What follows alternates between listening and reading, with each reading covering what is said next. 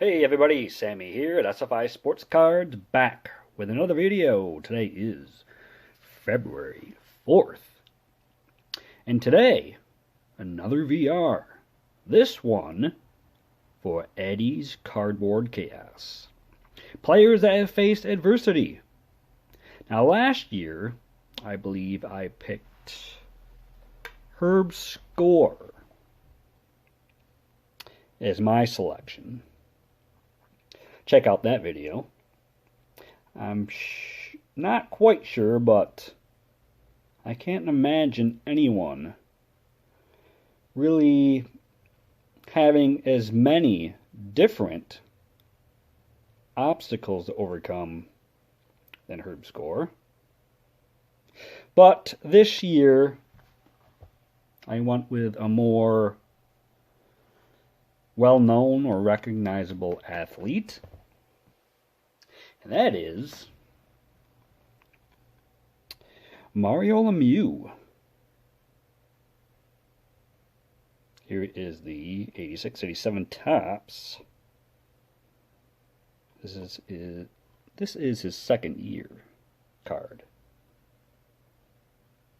Got to work on getting that rookie card.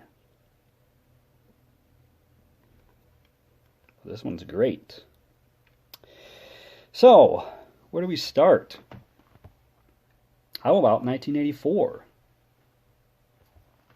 Selected first overall in the NHL entry draft. On October 11th of 84, in the Boston Garden, Lemieux would score in his first NHL game on his first NHL shift. On goalie, Pete Peters, who won the Vezina Trophy as the league's top goalie in 1982-1983 season. So, Peters was a pretty well-known name as far as getting your first goal on. I don't know if household name, but he did win the Vezina Trophy, so a decent name to score your first goal on. Let's move to 1988. Lemieux would score 5 goals against the New Jersey Devils. All 5 in different ways. Even strength, power play goal, short-handed goal, penalty shot, and an empty netter. And that has not been achieved until this day. Lemieux had won 2 Stanley Cups, 4 scoring titles, 2 Hart trophies as league MVP. But in 1993, on January 12th, Lemieux held a press conference with a shocking announcement that he had been diagnosed with Hodgkin's lymphoma, a cancer that affects the immune system. He would go on to miss just under 2 months.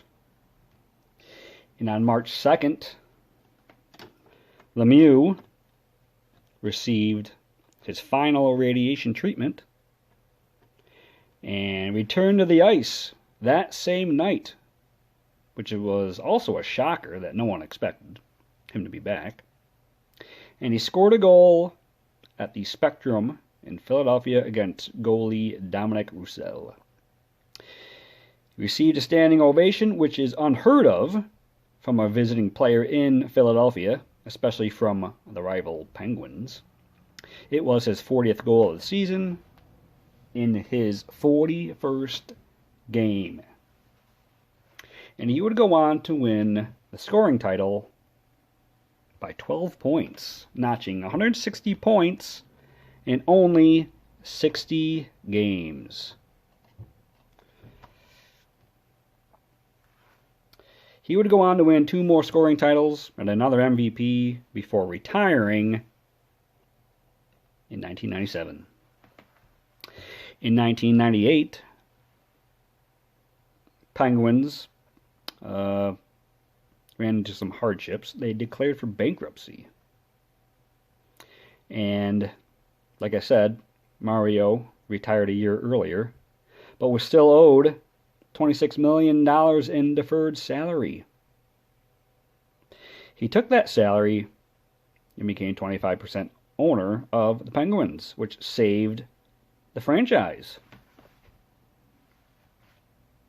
And then, the year 2000, in another shocking announcement, as owner of the franchise, Lemieux came out of retirement on December 27th against the Toronto Maple Leafs.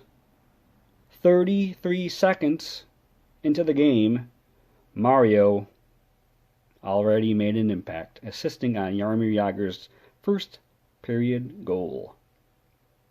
Then, in the second period, Jagr would return the favor. Mario, of course, was on 35. And he's out there. Jagr, Herdina. Jagr with it. Lemieux on the level. Lemieux! Score! Mario! He is back!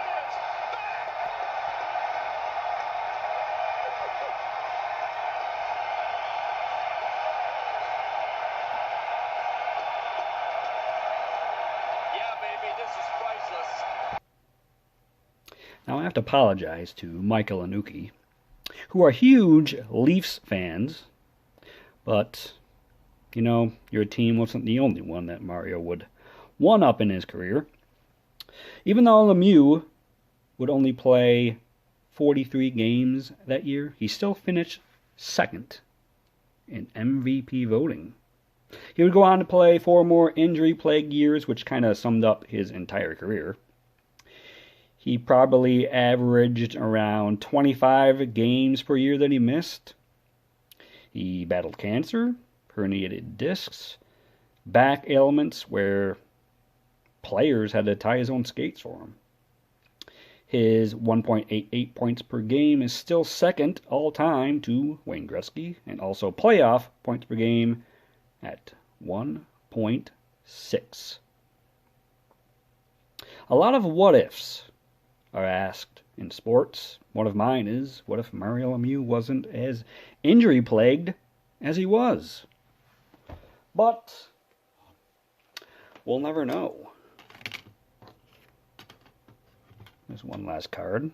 You know, I don't have the greatest Lemieux collection, but, you know, it's a starter. I should really go ahead and look into more of his cards. But that's my selection for Eddie's VR. Players that overcame adversity. I had a good time going back and reading up on some of these memories that I recall as they happened. Hope you did too. Check out Eddie's channel. You won't be disappointed. Couple more VRs out there. I know John P. Collects has one going on. What would you buy with $10,000? What couple cards would you have? And I know Darren over at Return to Collecting has a 600 sub celebration VR. No, that one is shouting out a couple channels under 200 subs with, you know, showing off a couple cards, your favorite cards, I believe. So, enter into those VRs if you like. But I will leave links to all the channels I mentioned in the description box. So, that is my selection. Enjoy the rest of the weekend, and I will talk to you soon. Be safe out there.